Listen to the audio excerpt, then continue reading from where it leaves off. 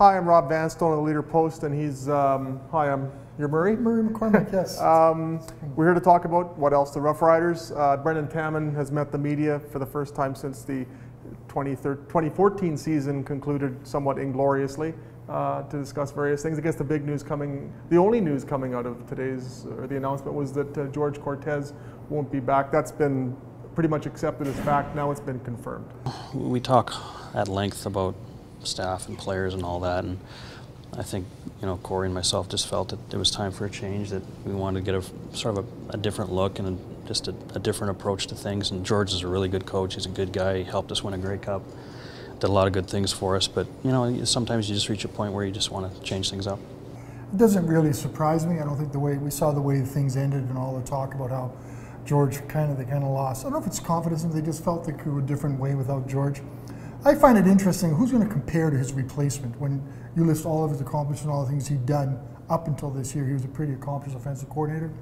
Riders, I think, have a big hole to fill, but fortunately there seem to be a lot of names out there to take over the position. So it'll be an interesting watch as we see it comes to the offensive coordinator. Rob, I think we have to admire the way Brendan Taman, I think it was nearly a 20-minute scrum that he stood there and answered every question as well as he could. What did you think of it today? Yeah, I mean, the thing that impressed me the most was that Brendan Taman pretty much put the onus on himself and didn't deflect any of the blame for the Rough Riders. You can't say disastrous season. They were still 10-8. They made the playoffs, but the Rough Riders stumbles down the stretch. He mentioned depth as a key factor, depth or lack thereof as far as depth is concerned, and made it pretty clear that he feels that he needs to do a better job. You know, when you lose games and you don't get to where you want to get to, everybody's accountable. But you know, everything starts with me and ends with me. That was admirable, and that was a demonstration of accountability, and that's the way Brendan Taman's always carried himself. Yeah, I admire that. I thought that was a good way to handle it. Still got questions to answer, though. It's still got to find a middle linebacker, still got to find backup quarterbacks, still need receivers. Should be an interesting offseason with the free agency, 27 free agents, the ones that are available.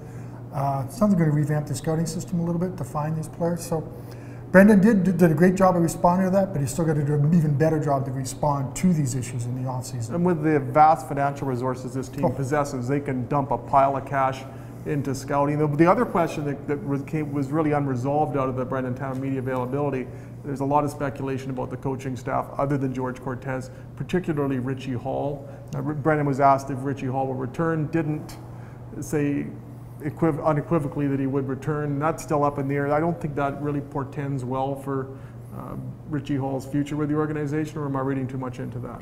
I think you're reading it pretty well. That's right. I think it didn't seem to be a vote of confidence, which is almost a vote of death in football circles. So I think that's going to be a change. I find it interesting, I know it goes a little bit with this. He talked about 2013 and how they handled scouting back then.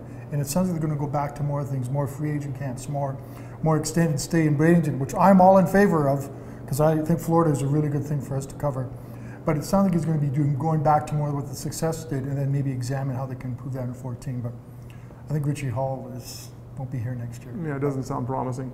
But lots of news to come, especially vis-a-vis coaching. So we'll keep you informed as best we can. For Murray McCormick, I'm Rob Vanstone. Thanks so much for your time.